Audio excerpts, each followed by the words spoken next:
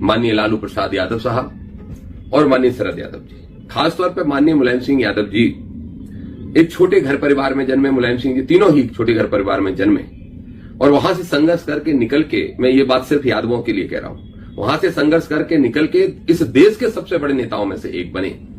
तो वो संविधान की बदौलत बने।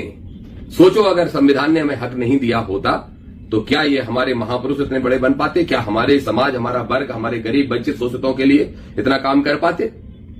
तो ये तभी कर पाए जब संविधान मिला, और संविधान बाबा साहब डॉक्टर भीमराव अंबेडकर ने दिया है। इस बात को स्वीकार कर लो। आज जो वोट देते हो धर्म के नाम पे, उस वोट का हक भी बाबा साहब ने तुमको दिया है।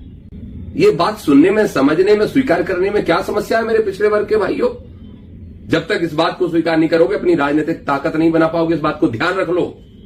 और क्या है तुम्हारी आज राजनीतिक ताकत? सबसे पहले यादवों से कहना चाहता हूं, बताओ यादवों कितने विधायक बने इस बार तुम्हारे? मैं देख रहा हूं कि बहुत सारे यादव नौजवान ये बात करते हैं कि भाई साहब जय माधव कहते हो वो तो ठीक है, लेकिन जय भीम क्यों कहते हो? मेरे भाइयों, मेरे साथियों, भगवान श्री कृष्ण हमारे आराध्य हैं।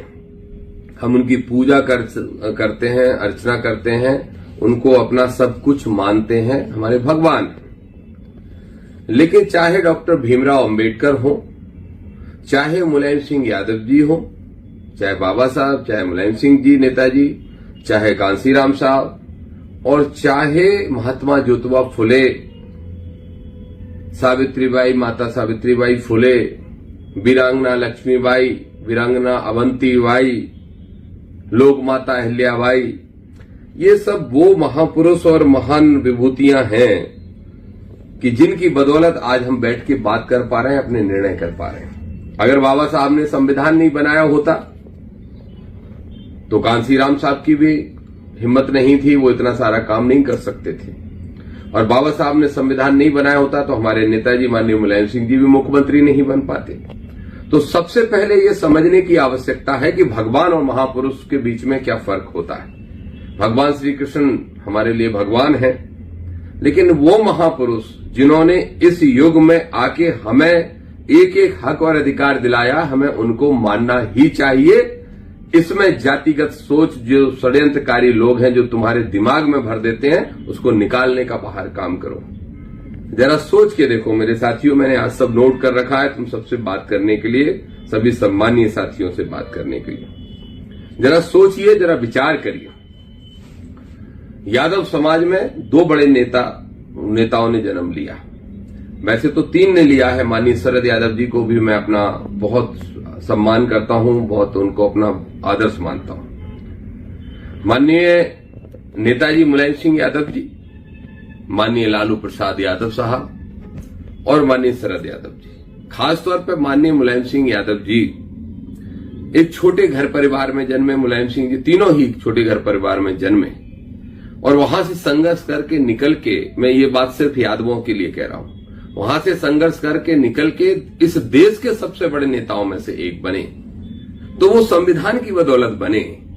सोचो अगर संविधान ने हमें हक नहीं दिया होता तो क्या ये हमारे महापुरुष इतने बड़े बन पाते? क्या हमारे समाज, हमारा वर्ग, हमारे गरीब वंचित शोषितों के लिए इतना काम कर पाते? तो ये तभी कर पाए जब संविधान मिला, और संविधान बाबा साहब डॉक्टर भीमराव अंबेडकर ने दिया है। इस बात को स्वीकार कर लो। आज जो वोट देते हो धर्म के नाम पे, उस वोट का हक भी बाबा साहब ने तुमको दिया है।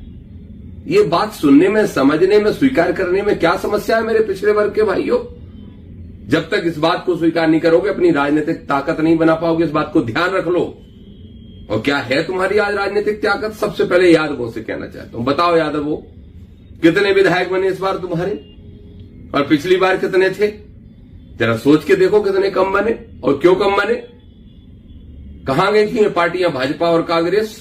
कहां गए थे ये तुम्हारे नेता जो हिंदूवाद का झंडा लेके घूमते हैं, कभी कोई किसी बात का झंडा लेके घूमते हैं? कहां गए थे? क्यों नहीं मिले? क्यों टिकट नहीं दिया गया? क्या मेरे से ज्यादा मेहनत इस कांग्रेस के अंदर किसी ने की? किसी नौजवान नेता ने की? फिर क्यों टिकट काट दिया गया? जब मैं बिना टिकट के लड़के सिर्फ 10,000 वोट से हारा तो टिकट मिलता तो 40,000 वोट से जीतता। ये कौन नहीं जानता था?